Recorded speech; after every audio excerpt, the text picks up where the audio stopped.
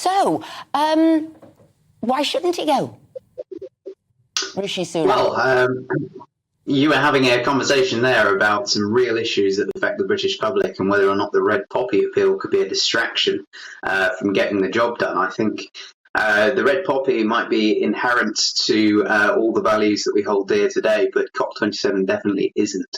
And it's not something that's going to positively affect the bottom line of the taxpayer. And I think this is what people want to see, is action taken to reduce our commitments to green levies and globalist propaganda, and actually see something done about the taxpayer's bottom line being reduced.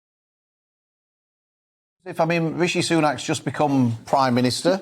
Isn't this a good opportunity for him to go and meet other world leaders and start building up that relationship with other world leaders, irrespective of COP27? Well, he's got plenty of opportunities to do that. He's got phone line open all the time. He's got the G7.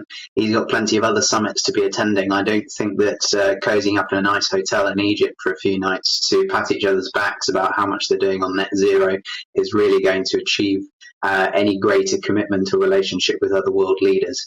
I think right now the British people want to see action in terms of energy independence. They want to see a return to coal. They want to see a return to the possibility of fracking to help us through the next two very cold winters, instead of more discussions on how we're going to export our carbon emissions to third world countries and create even worse global emissions while retaining the same costs to the taxpayer. But surely if we want to influence China and we want to influence India, and people always say, look, we should be having a go at those high-emitting countries, if we want to influence them, isn't it best that the Prime Minister goes to try and influence them rather than not go?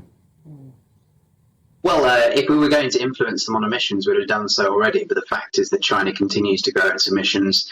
Unfortunately, the only countries who are genuinely committed to net zero are the ones who barely produce any carbon emissions at all, like ourselves. And of course, what we have done over in the previous years by banning ourselves from producing energy at home is to export our carbon emissions, as I just said. So those countries where production standards are not as high as the UK are having to produce our energy for us, are having to produce our electric vehicles, which, by the way, are made from coal power.